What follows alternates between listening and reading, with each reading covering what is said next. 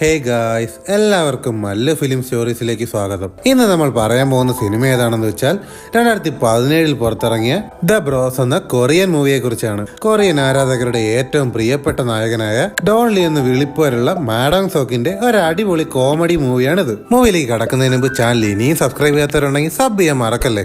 അപ്പൊ നമുക്ക് മൂവിയിലേക്ക് കടക്കാം. മൂവി തുടങ്ങുമ്പോൾ ആദ്യം കാണിക്കുന്നത് പുരാവസ്തു പോലെ എന്തൊക്കെ അടുക്കി വെച്ചൊരു മുറിയിലിരുന്ന് എന്തോ എഴുതുന്ന പ്രായമായ ഒരു മനുഷ്യനെയാണ്. പെട്ടെന്ന് തന്നെ അയാൾ അവിടെ മരിച്ചു വീഴുന്നു. സീൻ അവിടെ കട്ടാവുന്നു. പിന്നീട് കാണിക്കുന്നത് ഒരു JCB കുഴി എടുത്തോണ്ടിരിക്കുകയാണ്. നേരത്തെ മരിച്ചുപോയ ആളില്ലേ, അയാളെ അടക്കം ചെയ്യാനുള്ള കുഴിയാണ് അവിടെ എടുത്തോണ്ടിരിക്കുന്നത്. പെട്ടെന്നാണ് അവിടേക്ക് ഒരു പോലീസ് ഓഫീസർ വരുന്നത്. ആ മരിച്ചുപോയ ആളുടെ ബന്ധുവാണ് ഈ പോലീസ് ഓഫീസർ. അയാളുടെ പേര് മൈബോഗ് എന്നാണ്. അപ്പൊ അവിടെയുള്ള ഒരാൾ വന്ന് മൈബോഗിനോട് ചോദിക്കും അവന്മാരെ പറ്റി എന്തെങ്കിലും വിവരമുണ്ടോന്ന്.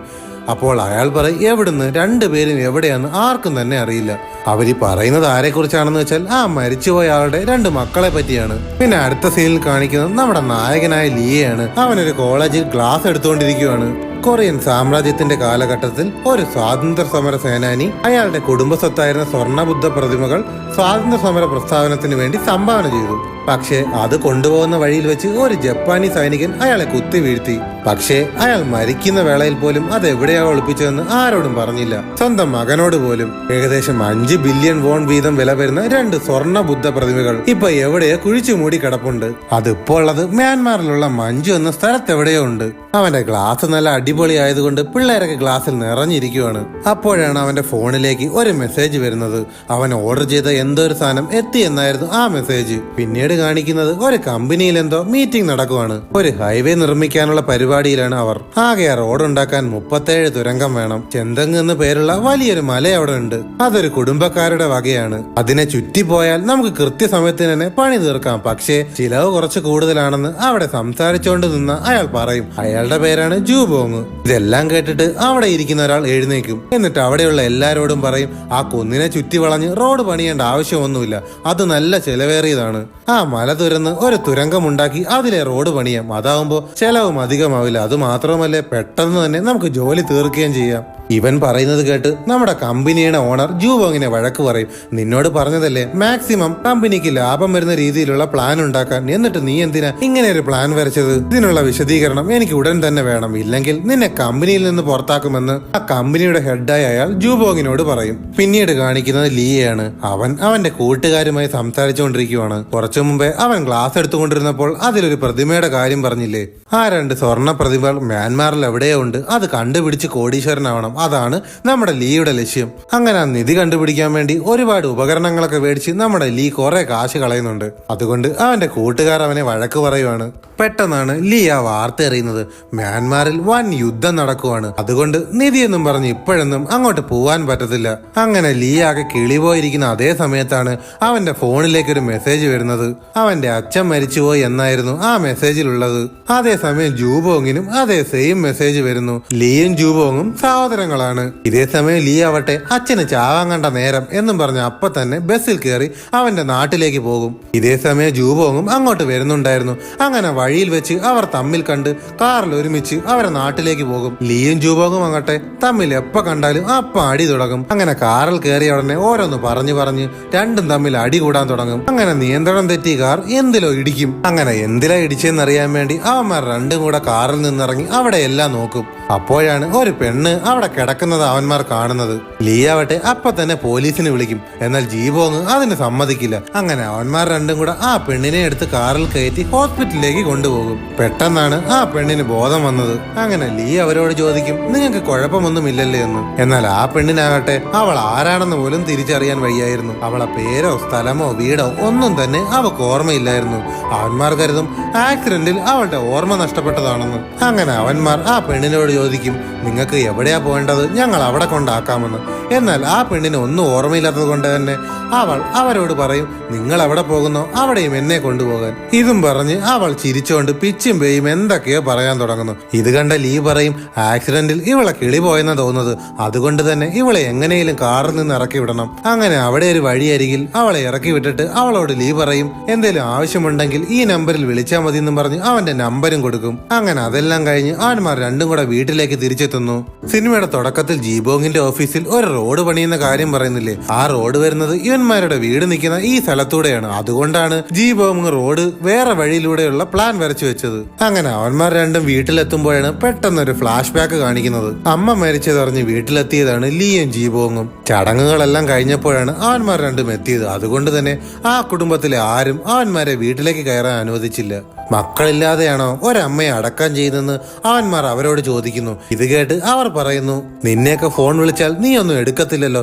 ഇത് കേട്ട ലീ പറയും, ഞങ്ങളെയൊന്നും ആരും തന്നെ ഫോൺ വിളിച്ചില്ല. പെട്ടെന്ന് തന്നെ ലീ അവന്റെ അച്ഛനോട് പറയും, എന്റെ അമ്മ മരിക്കാൻ കാരണം നിങ്ങൾ ഒരാളാണ്. ഈ കുടുംബത്തിന് വേണ്ടി ഒരുപാട് കഷ്ടപ്പെട്ട ഒരാളാണ് എന്റെ അമ്മ.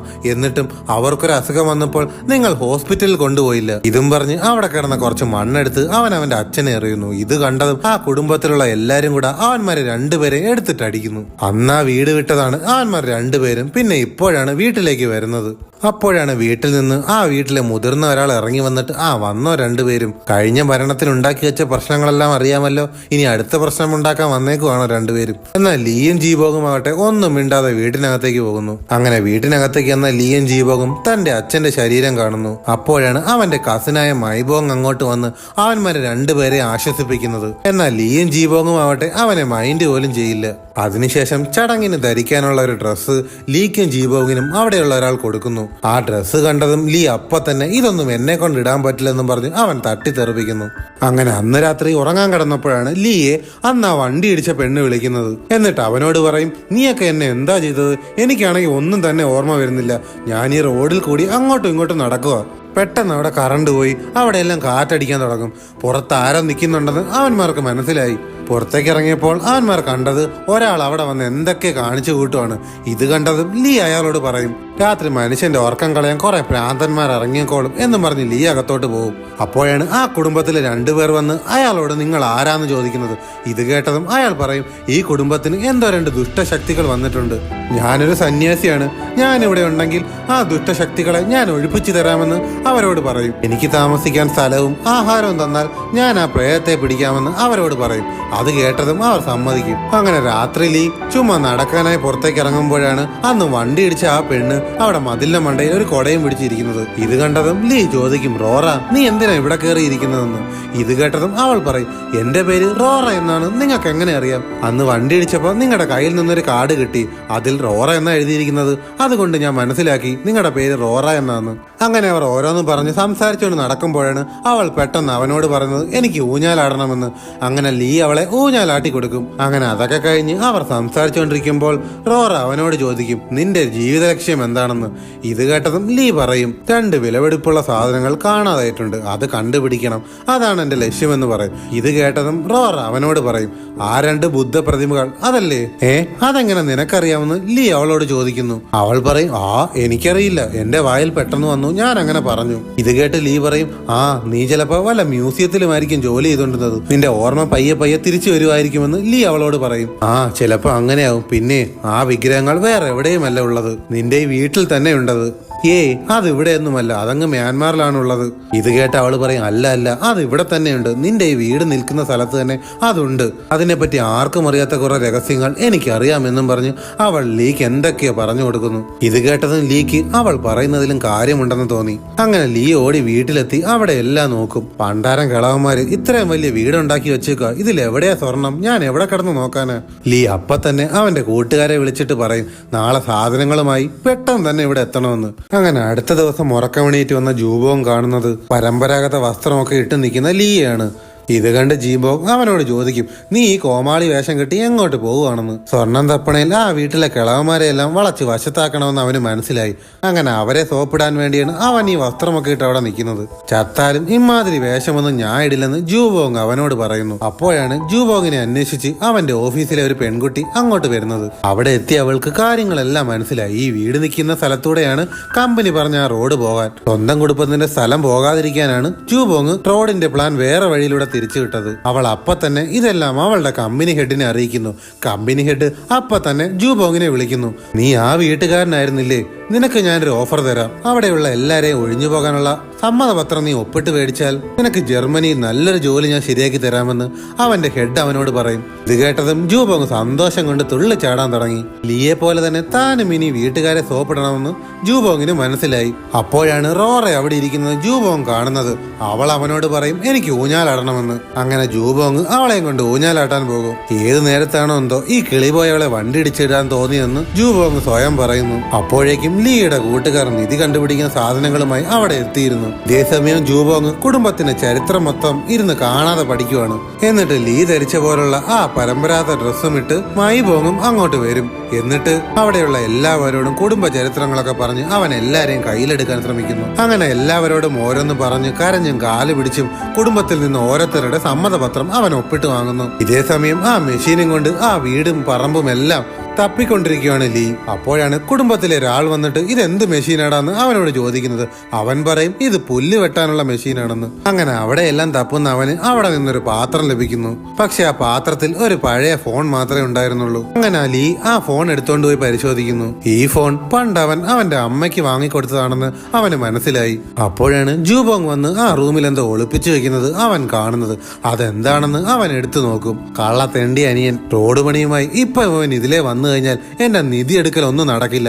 അതുകൊണ്ട് ഇവനെ എങ്ങനെയെങ്കിലും ഇവിടുന്ന് ഒഴിവാക്കണം. അങ്ങനെ അത് കഴിഞ്ഞ് ലീ കൂട്ടുകാരോട് സംസാരിച്ചുകൊണ്ടിരിക്കുമ്പോഴാണ് ജൂബോങ് അങ്ങോട്ട് വരുന്നത്. അവൻ അവർ എന്താ പറയുന്നതെന്ന് അറിയാൻ വേണ്ടി അവിടെ ഒളിച്ചു നിന്ന് കേൾക്കും. എന്റെ അനിയൻ തണ്ടി ഇവിടെ പണി തുടങ്ങിയിട്ടുണ്ട്. എത്രയും പെട്ടെന്ന് സ്വർണം കണ്ടുപിടിച്ച് ഇവിടുന്ന് സ്ഥലം വിടണമെന്ന് ലീ അവരോട് പറയും. ഈ കാര്യങ്ങളെല്ലാം തന്നെ ജൂബോങ് അവന്റെ ഫോണിൽ റെക്കോർഡ് ചെയ്യുന്നുണ്ടായിരുന്നു. അപ്പോൾ തന്നെ ജൂബോങ് നേരെ ലീ എടുത്തോട്ട് ചെന്ന് പറയും നീ പറഞ്ഞ കാര്യങ്ങളെല്ലാം ഞാൻ റെക്കോർഡ് ചെയ്തിട്ടുണ്ട്. നിന്റെ പരിപാടി എന്താണെന്ന് എനിക്ക് മനസ്സിലായി. ഇതെല്ലാം കേട്ട് ലീ പറയും എല്ലാം നീ അറിഞ്ഞല്ലോ. എനിക്ക് നിധി വേണം, നിനക്ക് ജോലിയും വേണം. അതാണ് നമ്മുടെ ലക്ഷ്യം. കിട്ടുന്ന സ്വർണത്തിൽ നിന്ന് പകുതി എനിക്ക് വേണമെന്ന് ജൂബോങ് അവനോട് പറയുന്നു. നിനക്കൊരു ചില്ലി കാശ് ഞാൻ തരില്ലെന്ന് ലീയും പറയുന്നു. അങ്ങനെ ഓരോന്ന് പറഞ്ഞ് അവന്മാർ അടിയാവുന്നു. പെട്ടെന്നാണ് റോറ അങ്ങോട്ട് വന്ന് അവന്മാരോട് പറയുന്നത് എന്തിനാ രണ്ടുപേരും കൂടെ കിടന്ന് അടി കൂടുന്നേ? രണ്ട് പ്രതിമയില്ലേ, രണ്ടുപേർക്കും ഓരോന്ന് എടുത്തൂടെ എന്ന് പറയും. ഇതൊക്കെ പറയാൻ നീ ആരാടി എന്ന് അവന്മാർ അവളോട് ചോദിക്കും. ഞാൻ കുറച്ചുനാള് നിന്റെ അച്ഛന്റെ കൂടെ കഴിഞ്ഞതാടാ മണ്ടന്മാരെ എന്ന് അവൾ അവനോട് പറയുന്നു. അച്ഛൻ ഇമാതിരി സെറ്റപ്പുള്ള കാര്യം നിനക്കറിയാവോടാന്ന് ലീ ജൂബോങ്ങിനോട് ചോദിക്കുന്നു. അങ്ങനെ പിന്നെ ഓരോന്ന് പറഞ്ഞ് അവന്മാർ തമ്മിൽ പിന്നെ അടിയാവുന്നു. അവന്മാരെ പിടിച്ചു മാറ്റാൻ അടുത്തേക്ക് വന്ന റോറ കാല് തെറ്റി തറയിൽ വീണ് അവളുടെ ബോധം പോകുന്നു. എന്നാൽ അവന്മാർ വിചാരിക്കുന്നത് അവൾ തട്ടിപ്പോയെന്നാണ്. പെട്ടെന്നാണ് പുറത്തവിടെ ആരോ കള്ളൻ എന്ന് ഉറക്കെ വിളിക്കാൻ തുടങ്ങിയത്.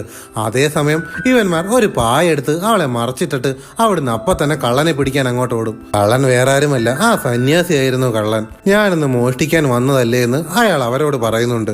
അപ്പോഴാണ് പോലീസ് അങ്ങോട്ട് വരുന്നത്. അങ്ങനെ പോലീസ് സ്പീഡ് പരിശോധിക്കാനായി എല്ലായിടത്തും കയറി നോക്കും. റോറയെ പായ കൊണ്ട് മൂടിക്കിടത്തിയിരുന്നേ ആ സ്ഥലത്തും പോലീസ് പോയി നോക്കും. എന്നാൽ അവിടെ അവൾ ഇല്ലായിരുന്നു. ലീയും ജൂബോങ്ങും അവിടെ വന്ന് നോക്കുന്നു. അപ്പൊ ഇവള് ചത്തില്ലായിരുന്നു. ഇവളിത് എവിടെ പോയെന്ന് കരുതി അവന്മാർ നോക്കിയിരിക്കുമ്പോഴാണ് അവൾ പുറത്തുനിന്ന് അകത്തോട്ട് കയറി വരുന്നത് അവന്മാർ കാണുന്നത്. പെട്ടെന്ന് അവൾ തല കറങ്ങി വീഴുന്നു. അവന്മാർ രണ്ടും കൂടെ അവളെ പൊക്കിയെടുത്ത് വീട്ടിനുള്ളിലേക്ക് കൊണ്ടുപോകാൻ ശ്രമിക്കുമ്പോഴാണ് അവിടെയുള്ള എല്ലാരും അവന്മാരോട് ചോദിക്കുന്നത് നീയൊക്കെ എന്തായി കാണിക്കുന്നെന്ന്. അപ്പോഴാണ് സിനിമയിലെ വമ്പൻ ട്വിസ്റ്റ്. കാരണം എന്തെന്നാൽ അവളെ അവന്മാർക്ക് രണ്ടുപേർക്കുമല്ലാതെ വേറെ ആർക്കും കാണാൻ പറ്റുമായിരുന്നില്ല. നീയൊക്കെ എന്തായി കാണിക്കുന്നതെന്ന് അവിടെയുള്ള ഒരാൾ അവന്മാരോട് ചോദിക്കുമ്പോൾ അവന്മാർ പറയും ഈ കിളവന്റെ കണ്ണടിച്ചു പോയെന്ന് തോന്നുന്നു, ഒരു പെണ്ണിവിടെ നിൽക്കുന്നത് തനിക്ക് കാണാൻ പറ്റുന്നില്ല എന്ന്. എന്നാൽ അയാൾക്ക് മാത്രമല്ല അവിടെയുള്ള ആർക്കും ആ പെണ്ണിനെ കാണാൻ പറ്റുമായിരുന്നില്ല. പെട്ടെന്ന് ബോധം വന്ന റോറ അവരുടെ ഇടയിലൂടെ നടന്നങ്ങോട്ട് പോകുന്നു. അപ്പോഴാണ് ലീ ആ കാര്യം ശ്രദ്ധിച്ചത്. എടാ നോക്കടാ, അവൾക്ക് നിഴലില്ല, അവൾ പ്രേതമാണെന്ന് ഉറക്കെ വിളിച്ചു പറയുന്നത്. അപ്പൊ ഇത്ര നേരവും പ്രേതത്തിന്റെ കൂടെയായിരുന്നു അവന്മാർ കറങ്ങി നടന്നിരുന്നതെന്ന് അവന്മാർക്ക് മനസ്സിലായി. അയ്യോ പ്രേതം എന്ന് പറഞ്ഞുകൊണ്ട് ജൂബോങ് ഉറക്കെ നിലവിളിക്കാൻ തുടങ്ങുന്നു. ഇത് കേട്ടതും അവൾ ഞാൻ പ്രേതമൊന്നും അല്ലെന്നും പറഞ്ഞ് ഉറക്കെ അലറുന്നു. അവൾ അലറിയതും അവിടെ എല്ലാം കാറ്റടിച്ച് അവിടെയുള്ള സാധനങ്ങളെല്ലാം നശിക്കുന്നു. പെട്ടെന്ന് തന്നെ ലോറ അവിടുന്ന് അപ്രത്യക്ഷമായി പോകുന്നു. അപ്പോഴാണ് അവിടെയുള്ള കള്ള സന്യാസിയുടെ തൊപ്പി കാറ്റത്ത് പറന്നു പോകുന്നത്.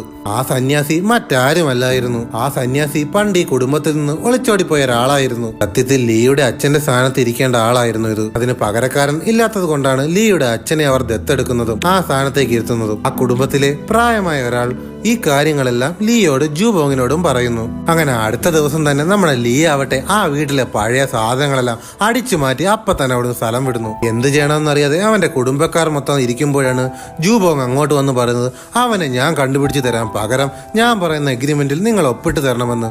അവനെ കണ്ടുപിടിച്ച് തന്നാൽ നീ പറയുന്ന എവിടെ വേണമെങ്കിലും ഒപ്പിട്ട് തരാമെന്ന് അവർ പറയുന്നു. ഇതേസമയം ലീ പോകുന്ന വഴിയെല്ലാം റോഡിന്റെ ഓരോ സൈഡിൽ റോറ നിൽക്കുന്നത് പോലെ അവന് തോന്നുന്നു. ഇത് കണ്ട് പേടിച്ച് അവന്റെ വണ്ടിയുടെ നിയന്ത്രണം തെറ്റി അവനൊരു വണ്ടി ഒരിടത്ത് കൊണ്ട് ഇടിക്കുന്നു.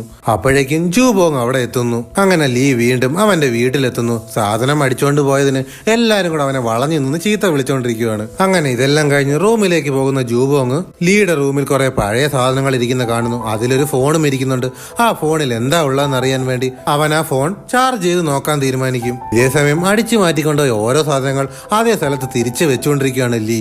അപ്പോഴാണ് അവന്റെ അച്ഛൻ എഴുതി വെച്ചൊരു കാര്യം അവൻ വായിക്കുന്നത്. അവന്റെ അച്ഛൻ അയാളെ പറ്റി എഴുതിയതായിരുന്നു അതിലുണ്ടായിരുന്നത്. എന്റെ പേര് ചുങ് ബേലി. ഈ കുടുംബത്തിലെ 18ാം തലമുറക്കാരനാണ് ഞാൻ.